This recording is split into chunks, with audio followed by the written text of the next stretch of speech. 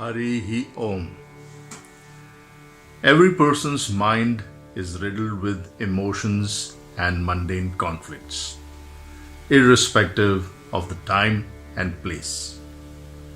Questions that mankind has been seeking answers to since the dawn of time. Questions like, what is the purpose of this life? What is a person's highest duty? How can one act fairly in every situation? What happens when the life ends? Why is there misery in this world? Why are my prayers not being answered? Is there God? If so, where is He? Why can't we see Him? If you have similar questions, then you are about to find out the answers to these questions through Shrimad Bhagavad Geeta, commonly referred to as Geeta. It is the most sacred book of Hindus and the followers of Sanatana Dharma. It contains the profound knowledge imparted by the Supreme Himself. If you were ever curious about Hinduism, which is followed by more than 1.2 billion people around the world, then this course will give you the complete in-depth knowledge about Hinduism. The knowledge that is eternal and transcends the boundaries of time and place. In these series of videos, we shall be covering the 18 chapters of Shrimad Bhagavad Geeta in great detail. Each chapter has been broken down into smaller parts to make it easier to understand and remember. Gita has 700 shloks or verses. Every video will have Sanskrit shlokas sung melodiously, meaning of those shlokas, and an in-depth explanation about all of them. You can learn this course at your own pace. If you wish to learn, remember, and practice Shrimad Bhagavad Geeta in your daily life, then you may want to start this pilgrimage by starting a journal and writing down your thoughts to reflect upon them. This course will be a life-changing spiritual experience for every student.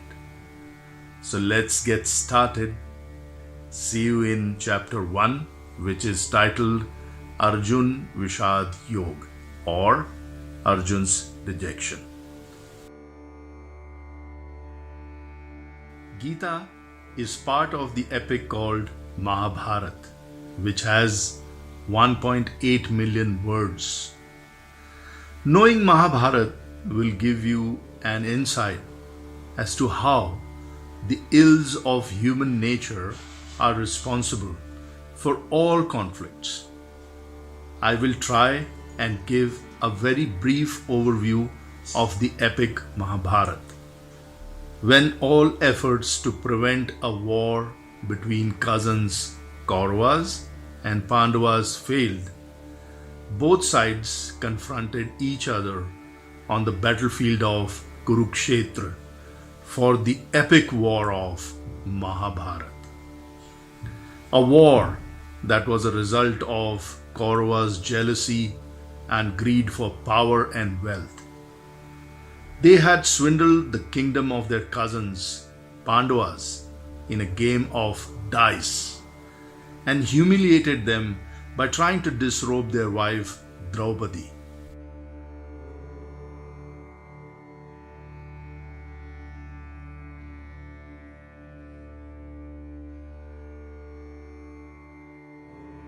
Finally exiling them from the kingdom for 13 years. It is on this battlefield that the Supreme, through his avatar Shri Krishna, imparted the profound knowledge to Arjun. Through this knowledge, the Supreme restored Arjun's equilibrium, which was addled with emotions and mundane conflicts. Arjun refused to fight his cousins, doubting the reason for this war. This is when Lord Shri Krishna imparted this profound knowledge and rid Arjun from his doubts and informed him the purpose of life and how to remain sin-free by distinguishing between dharma and adharma, and the means by which to achieve salvation.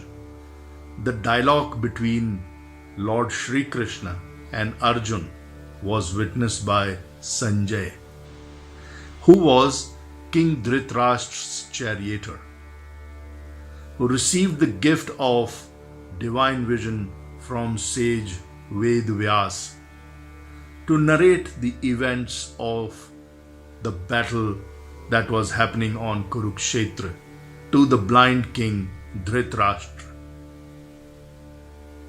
I do intend to create videos narrating the complete Mahabharata someday.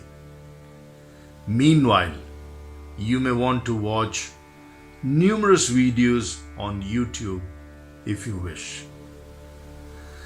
Gita begins with Dhritarashtra asking Sanjay what's happening on the battlefield of Kurukshetra. धर्मक्षेत्रे कुरुक्षेत्रे समवेता युयुत्सवः मामकाः पाण्डवाश्चैव किमकुर्वत सञ्जय दृष्ट्वा तु पाण्डवानीकम् व्यूढम् दुर्योधनस्तदा आचार्यमुपसंगम्य राजा वचनमब्रवीत्.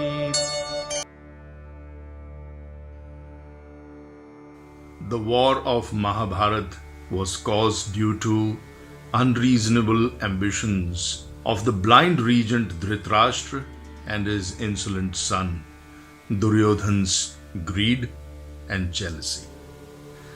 A war which could have been prevented but was instead encouraged.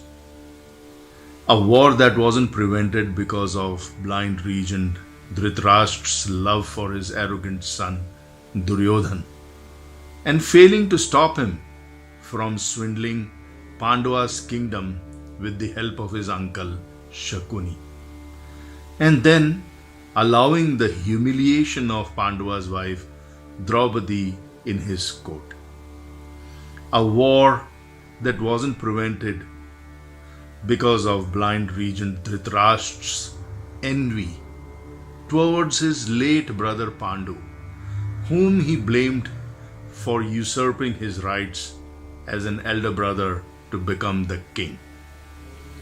A war that wasn't prevented because of jealousy and hatred harbored by Duryodhan towards his cousins Pandavas, due to which he refused to return Pandava's kingdom when they returned from the forest after 13 years of banishment. A war that wasn't prevented because of Duryodhan's maternal uncle Shakuni's vow of destroying the whole of Kuru clan as a revenge for marrying his beloved sister Gandhari with the blind prince Dhritarashtra. A war that wasn't prevented because of Duryodhan's friend Karna's insecurity and his need to prove himself to be a better archer than Arjun, and to seek revenge for his insult by Draupadi, who prevented him from participating in her Swayamvara. A war that wasn't prevented because of Bhishma Pitama's misplaced sense of loyalty and failure to act when Pandava's wife was being disrobed, and shielding himself behind his oath of fealty towards the throne of Hastinapur, and failing to protect a dignity of a woman. A war that wasn't prevented because of Dronacharya's ego, which was hurt when his friend and Draupadi's father, King Drupad, insulted him. Hence, he did not stop his disciples from humiliating Draupadi. A war that wasn't prevented because of Kulguru Kripacharya's selfishness, who did not want to jeopardize his position in the court, and his son Ashwathama's friendship with Regent Dhritarashtra's son Duryodhana. Dhritarashtra's fear was evident in his question to Sanjay. Though Pandavas were outnumbered by 2-1 by the Kuru army, and no matter which side won, this war was going to cost millions of lives. And because he knew that he was one of the prime culprits who could have stopped this destructive war. Only when you understand the reasons and the fallacies of human nature, which eventually culminated into this epic war of Mahabharata, will you be able to fully appreciate and comprehend the reasons for Arjun's questions and the core message of Sri Krishna's replies. The first verse of Shrimad Bhagavad Gita may seem like a simple question by Regent Dhritarashtra inquiring about the events on the battlefield of Kurukshetra from his charioteer Sanjay. And it is quite natural to easily miss the immense meaning hidden in it. It is also the only time that Dhritarashtra speaks in Gita. And Dhritarashtra represents our emotions. We all have emotions. There are basic emotions, then there are the opposites and their combinations, which are present in every human. Emotions are responsible for every thought, speech, and action a person does. The combination and the intensity of the emotion and how it affects someone differs from person to person, and hence every person responds differently in a similar situation. A person's response depends on the person's knowledge and traits of nature present in that person. We will be discussing traits of nature in great detail as we progress. In Mahabharata, the regent Dhritarashtra becomes the epicenter of all destruction. His emotions and the resulting actions or inactions, and his lack of knowledge to differentiate between right and wrong were responsible for the epic war of Mahabharata. The same stands true to this day. We have had so many wars. All of them were due to a result of some form of emotion, be it greed, jealousy, ego, etc. We will learn more about the human emotions in chapter 10 of Shrimad Bhagavad Gita. Suffice to say that being emotionally intelligent needs more than what the Western psychologists think. Like the modern medicine, they are just trying to treat the symptom and not the ailment.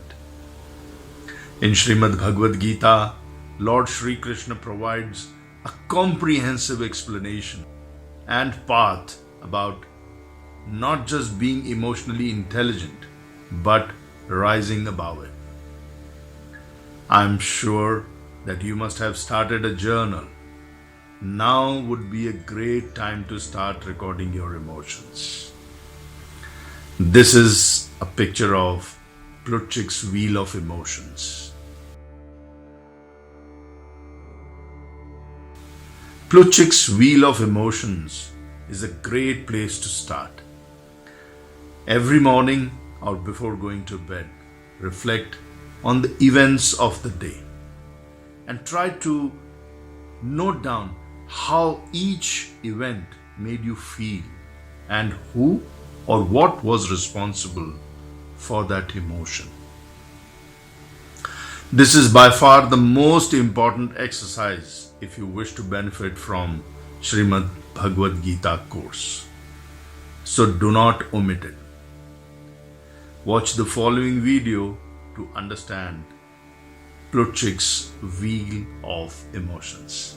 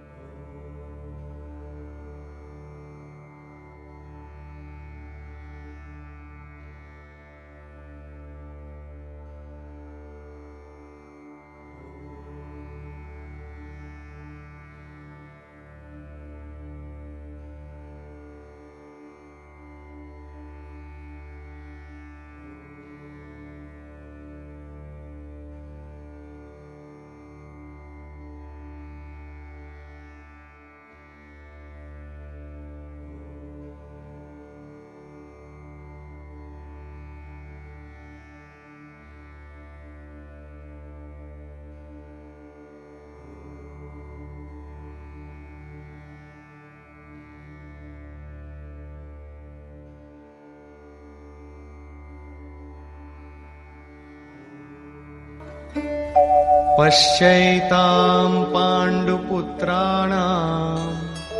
आचार्यमहतीं च व्यूढां द्रुपदपुत्रेण तव शिष्येण धीमता अत्र शूरा महेश्वासा भीमार्जुनसमायुधि युयुधानो विराटश्च द्रुपदश्च महारथः धृष्टकेतुश्चेकितानः काशीराजश्च वीर्यवान् पुरुजित्कुन्तिभोजश्च शैब्यश्च नरपुङ्गवः युधामन्युश्च विक्रान्तः उत्तमौजाश्च वीर्यवान् सौभद्रो द्रौपदेयाश्च सर्व एव महारथाः अस्माकं तु विशिष्टाये तान्निबोधद्विजोत्तम नायका मम सैन्यस्य संज्ञार्थं तान् ब्रवीमि ते भवान् भीष्मश्च कर्णश्च कृपश्च समितिञ्जयः अश्वत्थामा विकर्णश्च सौमदत्तिस्तथैव च अन्ये च बहवः शूराः मदर्थे त्यक्तजीविताः नानाशस्त्रप्रहरणाः सर्वे युद्धविशारदाः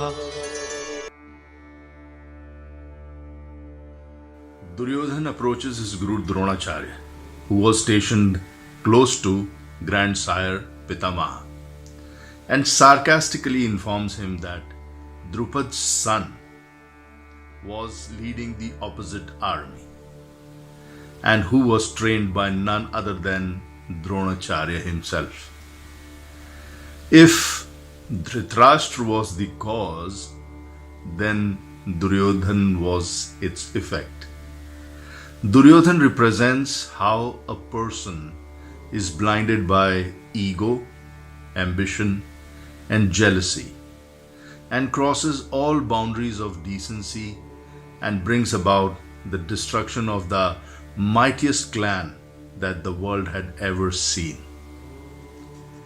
Duryodhan was displaying his insolence by taunting his guru and also grandsire Bhishma Pitama by pointing out that even though there were great warriors in the Pandava army, there were great warriors on his side as well, willing to give up their lives for his sake.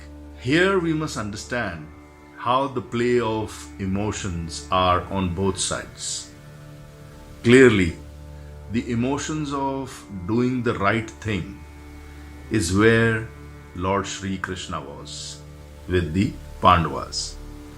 On the other hand, many of the warriors fighting for Kauravas were doing it out of greed, fear, selfishness, pride, or perhaps a combinations of these emotions. Because Kauravas had 11 units of Akshuhini army and Pandavas had only 7 units.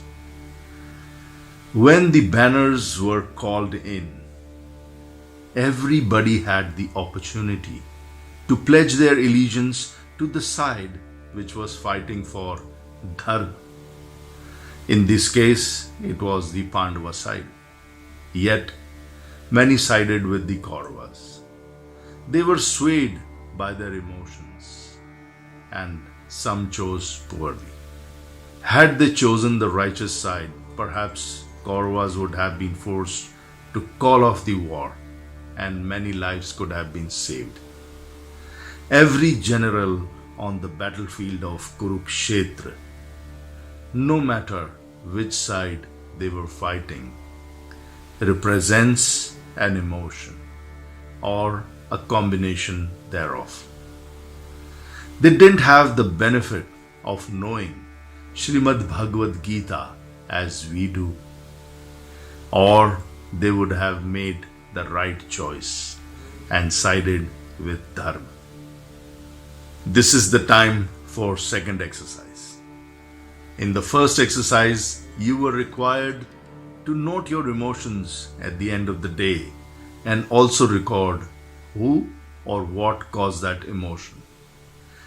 In this second exercise, record the current events that are happening around you. It could be in your home, neighborhood, school, college, community, town, city, country, or the world, relating to anything that is affecting the quality of your life or causing you to react emotionally. Particularly, note the events that are making you sad, angry, or fearful, and write the reason and identify who or what is causing that emotional response in you. And most importantly, in this exercise, you must write, what are you willing to do that would help you change that situation? See you in the next chapter. अपर्याप्तं तदस्माकं बलं भीष्माभिरक्षितं पर्याप्तं त्विदमेतेषां बलं भीमाभिरक्षितम् अयनेषु च सर्वेषु यथा भागमवस्थिताः भीष्ममेवाभिरक्षन्तु भवन्तः सर्व एव हि. Every life is a series of choices, regardless of your environment, regardless of the struggles each one of us faces.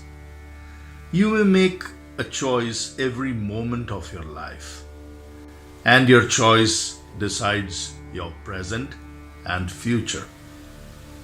You are never out of choices.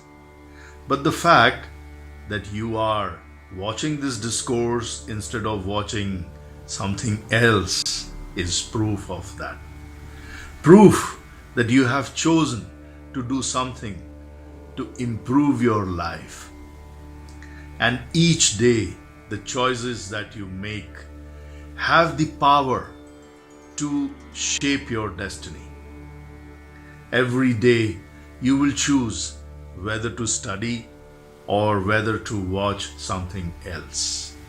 Each day, you will choose to take this opportunity to find spirituality and godliness, or choose something else.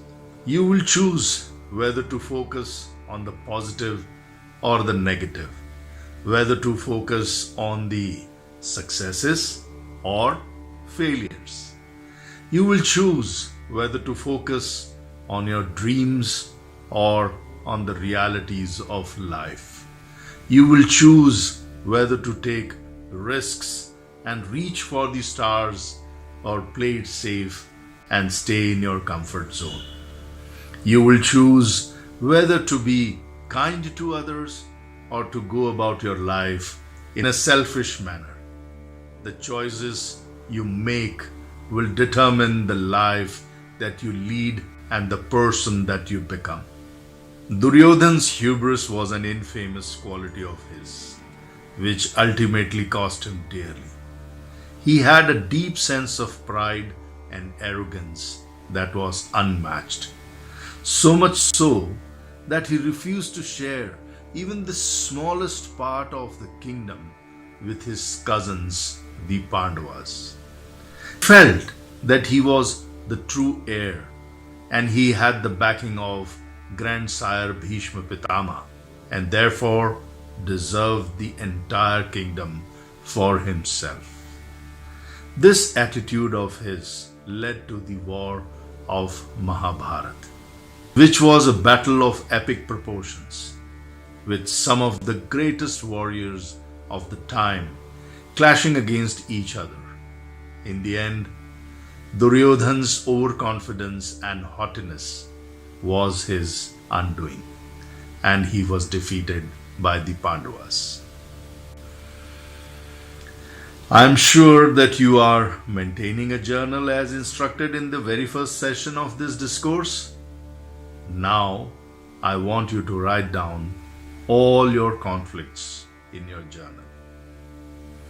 If any of those conflicts are because of your own pride, ego, or selfishness, then ask yourself if you can give something up to resolve those conflicts.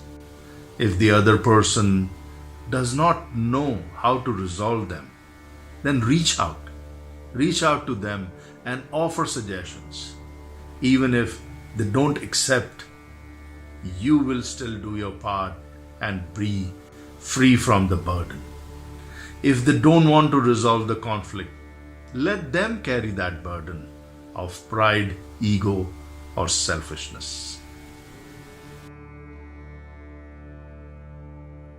तस्य सञ्जनयन् हर्षं कुरु वृद्धः पितामहः सिंहनादं विनद्योच्चैः शङ्खं दद्मौ प्रतापवान् ततः शङ्खाश्च भैर्यश्च पणवानकगोमुखाः सहसैवाभ्यहन्यन्त सशब्दस्तु मुलोऽभवत् ततः श्वेतैर्हयैर्युक्ते महती स्यन्दने स्थितौ माधवः पाण्डवश्चैव दिव्यौ शङ्खौ प्रदध्मतु पाञ्चजन्यं ऋषिकेशो देवदत्तं धनञ्जयः पौण्ड्रं दध्मौ महाशङ्खं भीमकर्मावृकोदरः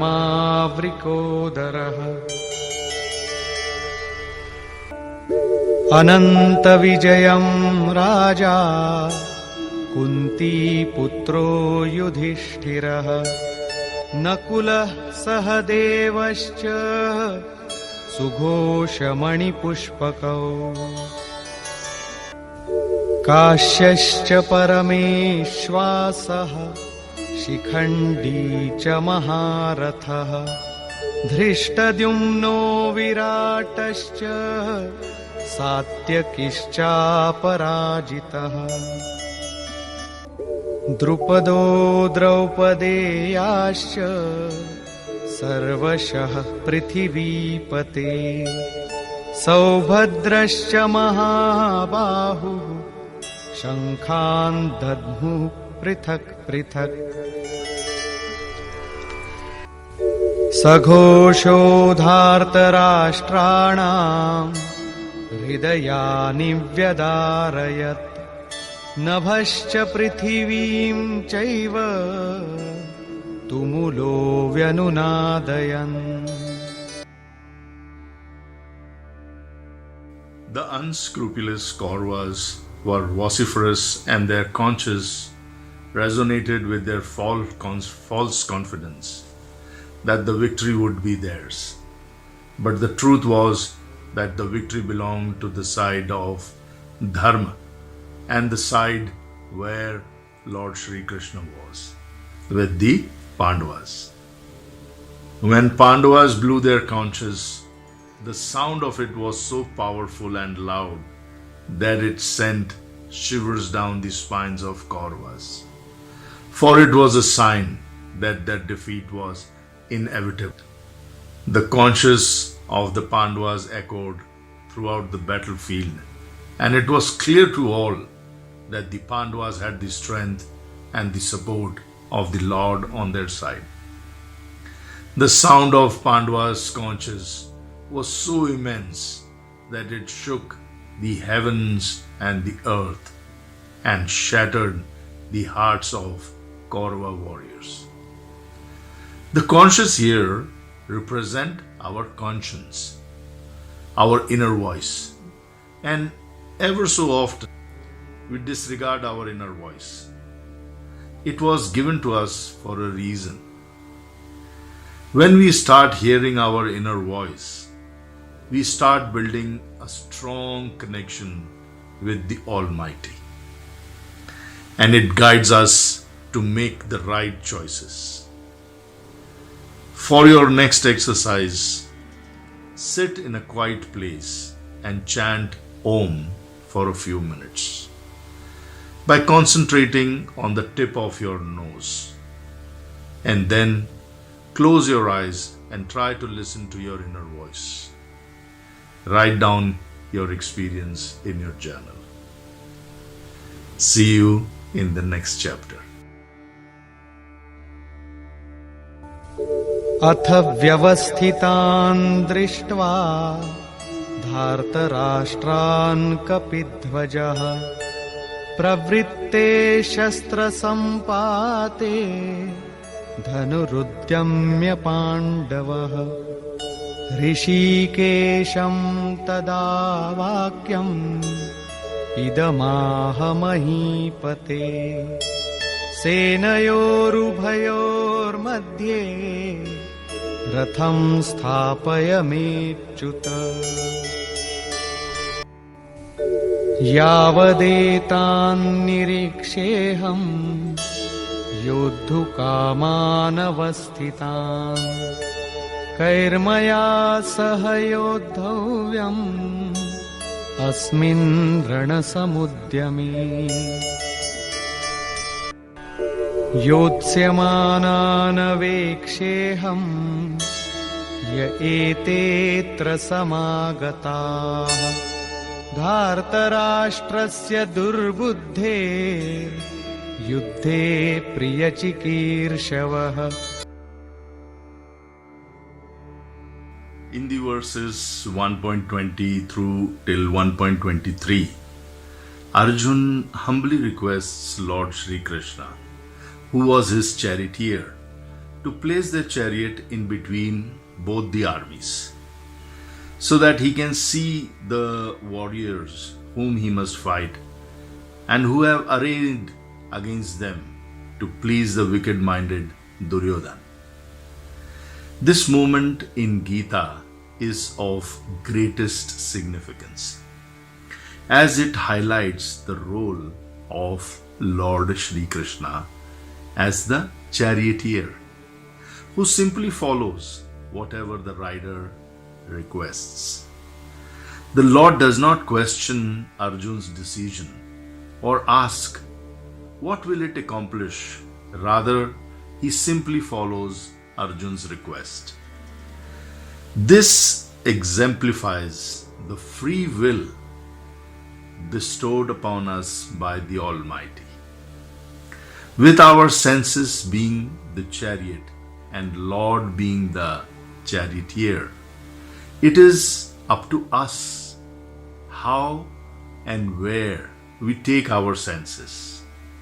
But the question is, are we controlling our senses, or our senses are controlling us?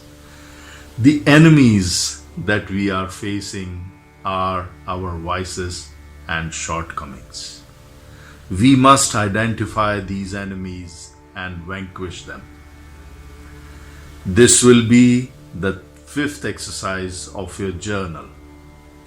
To recap all your exercises, the first exercise was writing and reflecting on the events of the day and recording your emotions as per Plutchik's Wheel of Emotion. Second exercise was writing down the conflicts in your personal and professional life and reflecting on them and trying to resolve them by letting go of your ego, selfishness, and pride and making amends.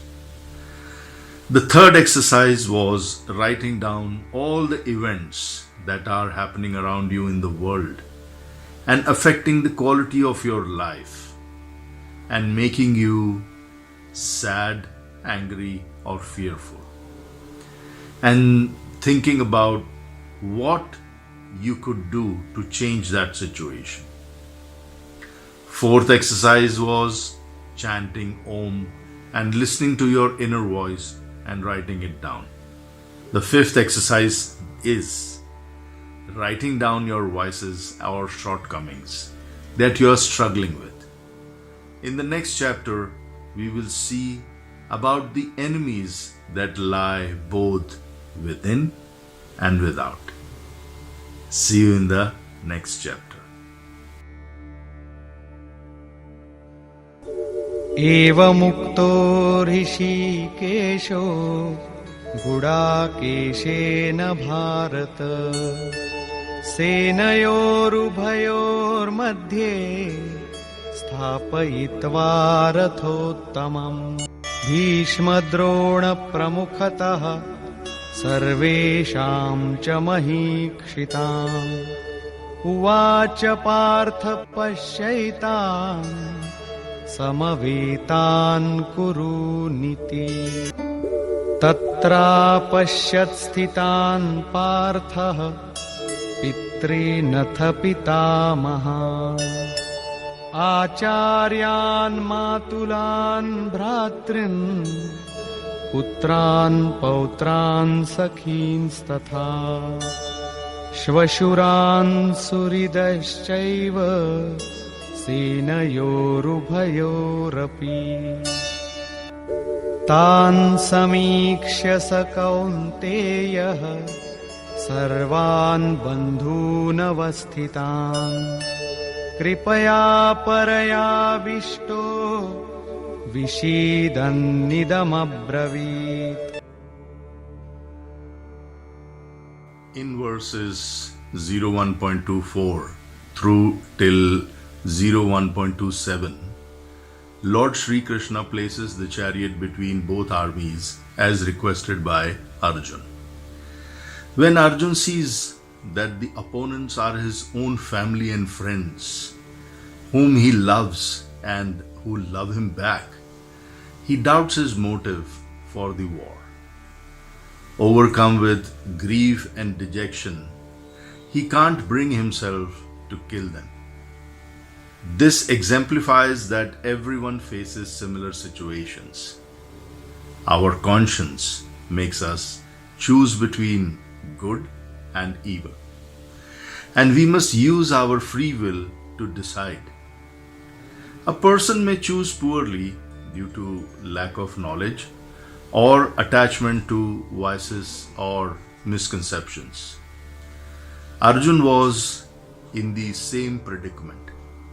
Even though his loved ones were fighting against him and siding with the evil Kauravas, he could not bring himself to kill them. He then starts to convince himself and Lord Sri Krishna about the ill effects of war, unaware that Lord Sri Krishna was indeed the avatar of Lord Sri Vishnu, the master of the universe. For your next exercise, write down the names of the people you know. They could be anybody, your relatives, friends, acquaintances, colleagues, etc. Include the names of those you love and also mention the reason why, and those you loathe and also mention the reason why. Be honest with yourself and write down the reasons for your feelings. Shrimad Bhagavad Gita is a journey to know thyself. Until you know thyself, you won't be able to know the Supreme. Your journal is private, so be true to yourself and write honestly. In the next few verses, Arjun will try to reason with Lord Sri Krishna, trying to wiggle his way out of the war. Like us all, he wants to avoid unpleasantness, even if it means embracing injustice or humiliation for maintaining peace. See you in the next chapter.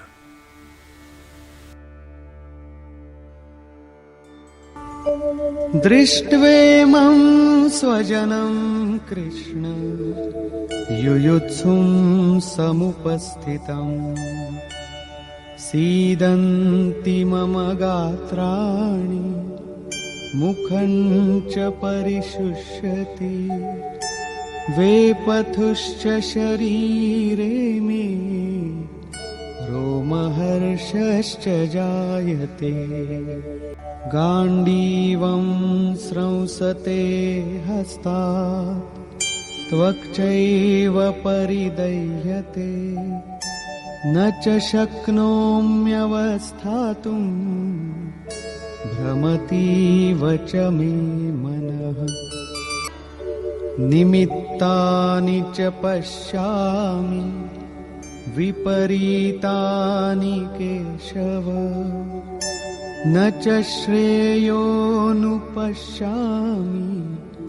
हत्वा स्वजनमाहवे न काङ्क्षे विजयं कृष्ण न च राज्यं सुखानि च किन्नो राज्येन गोविन्द किं भोगैर्जीवितेन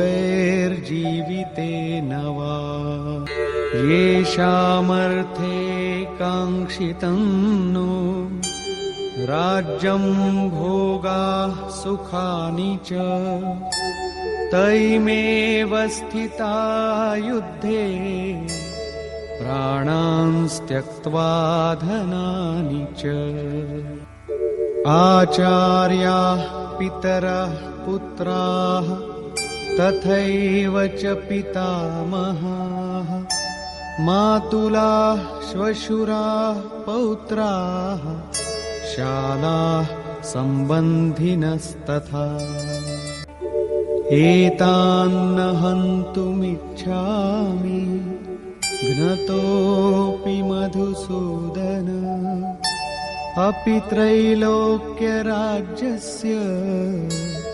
हेतोः किन्नु मही कृते निहत्य धार्तराष्ट्रान्नः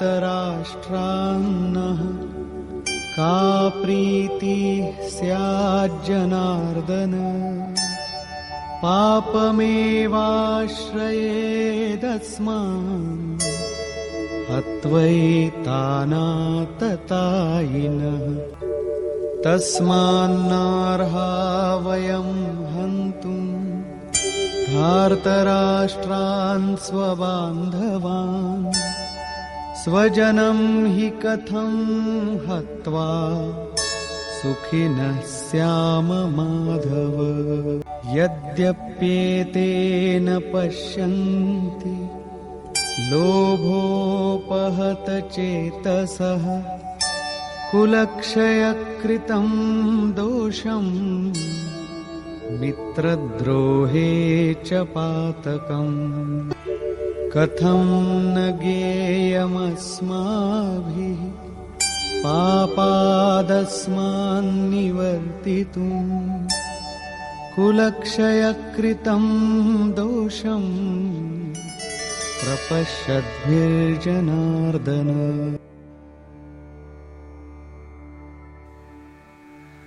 From verse 1.28 through till 1.39, Arjun expresses his dejection and his reason for not willing to fight. In particular, he talks about the opponents who are none other than the relatives whom he loved and cherished. He admits that his body and mind are not ready to fight his loved ones. He admits that he is unclear about the motive behind this war. He talks about bad omens and for being infamous as someone who has killed his own kith and kin, all for a crown and a kingdom. He doesn't want such a crown or kingdom or the happiness and the luxuries it entails. How will he share these pleasures with his family and friends, since they are the ones he would be killing for obtaining them? He says that he won't kill them, even if he gets the dominion of heaven, let alone earth. This exemplifies the conflict every one of us has within ourselves. We all have toxic relationships, and even though these toxic relationships do us wrong, we try to keep tolerating them. We don't abandon them or overlook their faults, either because of what others might think of us or to avoid being labeled as rude. Arjun is willing to forget all injustice and humiliation to maintain peace. He accepts that Regent Dhritarashtra's sons are the desperados, yet he considers killing them a sin.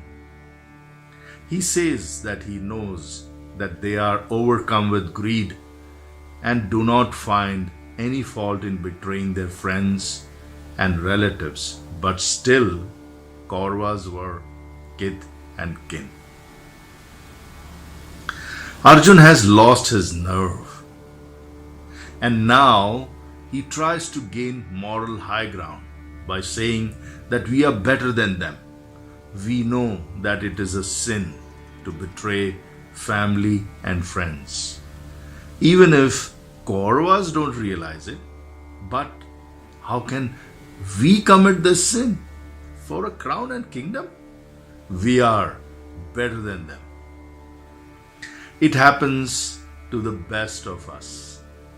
We try to overlook many injustices being done to us or to someone else, either because we are scared of the perpetrators or familiar with them, and we don't want to get into their bad books for calling a spade a spade. Now, in your journal, write down any such instance where you justified an act of injustice either against yourself or someone else, just because either you were too scared or belong to that same group of people who committed that injustice. Even though you didn't condone it, but you didn't stop it either. Your journal is private. Be bold and write down your true feelings, because truth will set you free. See you in the next video. कुलक्षये प्रणश्यन्ति कुलधर्माः सनातनाः धर्मे नष्टे कुलं कृत्स्नम् अधर्मोऽभिभवत्युत अधर्माभिभवात् कृष्ण प्रदुष्यन्ति कुलस्त्रियः स्त्रीषु दुष्टासु वार्ष्णेय जायते वर्णसंकरः संकरो नरकायैव कुलघ्नानां कुलस्य च पतन्ति पितरो येषां लुप्तपिण्डोदकक्रिया दोषैरेतैः कुलघ्नानां वर्णसंकरकारकैः उत्साद्यन्ते जातिधर्माः कुलधर्माश्च शाश्वता उत्सन्नकुलधर्माणां मनुष्याणां जनार्दन नरके नियतं वासो भवतीत्यनुशुश्रुम.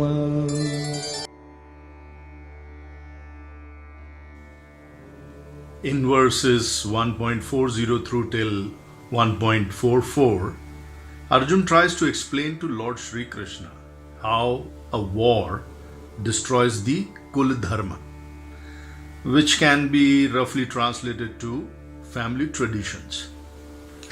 And the members of that family strays from the path of religion, and the women of such families are corrupted, who then mix with men from different classes and give birth to children who are of mixed lineage. This point is very important to understand. Many have used this particular verse to spread misinformation as it being the caste system among Hindus and to malign Sanatan Dharma. Hinduism or Sanatan Dharma does not have a caste system. It is in fact a class system, which is prevalent in all societies and organizations till date. Imagine, even Arjun was confused about the class system. Thankfully, Lord Shri Krishna will address this subject later on. Which also reminds me about something regarding misinformation. The politicians in India, on occasions, have spread this misinformation that the ruling government have taken out electricity from the water. Hence, any field irrigated with such water yields no crop. Have a look at this video. ये बांध बना रहा है उस पर बिजली घर बनाएगा, और जब पानी में से बिजली निकल जाएगी, पानी खेतों में जाएगा, आपके खेतों में जाएगा, तो पानी में बिजली निकल जाएगी, उसकी ताकत ही खत्म हो जाएगी, तो आपके खेतों में पानी काम क्या आएगा? Arjun then talks about how he has heard from the learned. Very important. He claims to have heard from the learned that the offspring from the corrupted wombs do not follow the family rituals, thus dooming the ancestors of such families to dwell in hell for eternity.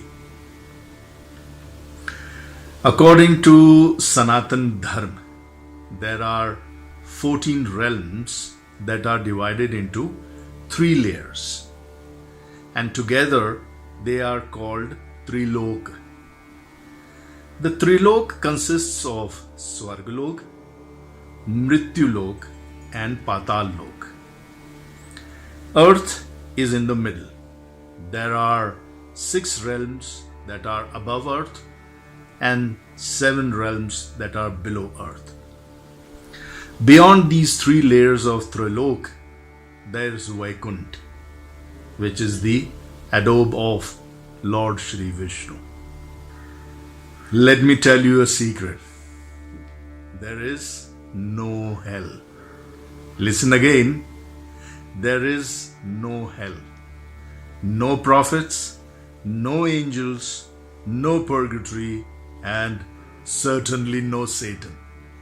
These words are used to scare the ignorant. The word hell is used in Geeta only a couple of times, and that too referring to this mortal realm. Yes, you heard me right.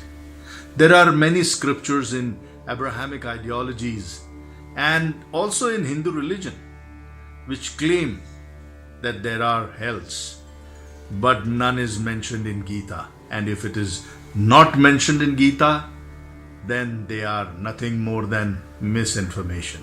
Just look around you and you will know how there's hell and paradise on this earth.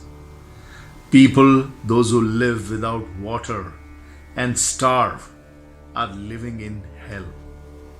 And those who are enjoying the luxuries and living comfortably are living in paradise. Only the realms that are above earth are considered heaven, and the rest are not. There's no hell, and nobody ever gets fried, grilled, or quartered, unless, of course, they are captured by the jihadis or inquisitors. However, these mortal realms are brutal to its inhabitants, and for the lack of a better word, are called hellish, as a figure of speech, if you will. As we progress, you will learn why does this happen. Why are there some people suffering whereas others who don't even believe in God are having a good time? Stay tuned to keep learning. See you in the next video. अहो बत महत्पापम् कर्तुं व्यवसिता वयम् यद्राज्यसुखलोभेन हन्तुं स्वजनमुद्यता यदिमामप्रतीकारम् अशस्त्रं शस्त्रपाणयः धार्तराष्ट्रारणे हन्युः तन्मे क्षेमतरं भवेत्। एवमुक्त्वार्जुनः सङ्ख्ये रथोपस्थ उपाविशत् विसृज्य सशरं चापं शोकसंविघ्नमानसः।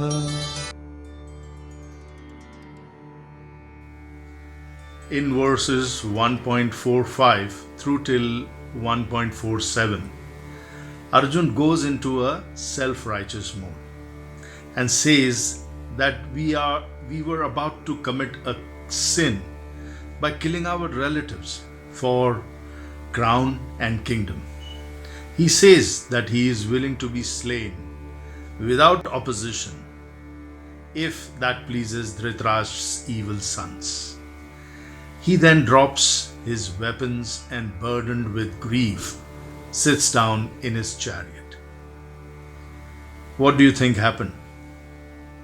The greatest warrior of the Pandava side just laid down his weapons and not only refuses to fight, but is willing to let Kauravas just slay him. Do you know that hunters prefer to hunt deer and not bears?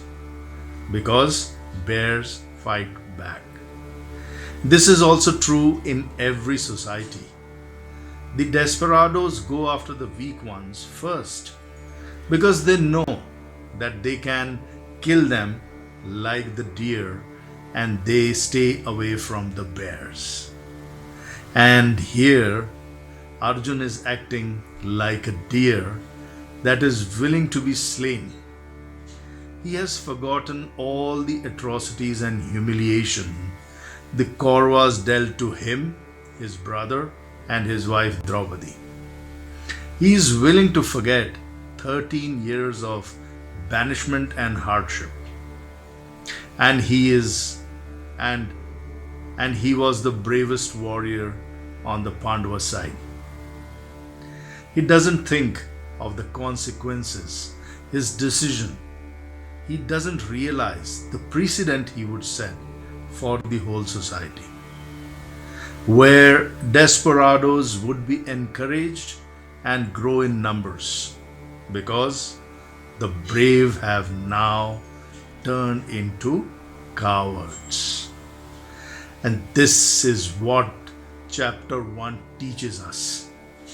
You know by now how our emotions rule our every decision, how relationships affect our decisions and hence our societies on the whole, how the unscrupulous are always more in numbers and easily manipulate the good people, and how the society would disintegrate if the good God-fearing people in the society just lay down their weapons and willingly give up their lives without an opposition, either to maintain peace or out of cowardice.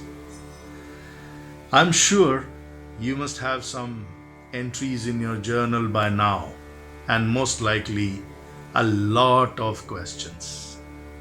Write down each and every question in your journal, because from the second chapter, Lord Sri Krishna will start answering Arjun's questions. And I guarantee that, just like Arjun, you will find the answer to all your questions. See you in the next chapter, which is called the Sankhya Yoga.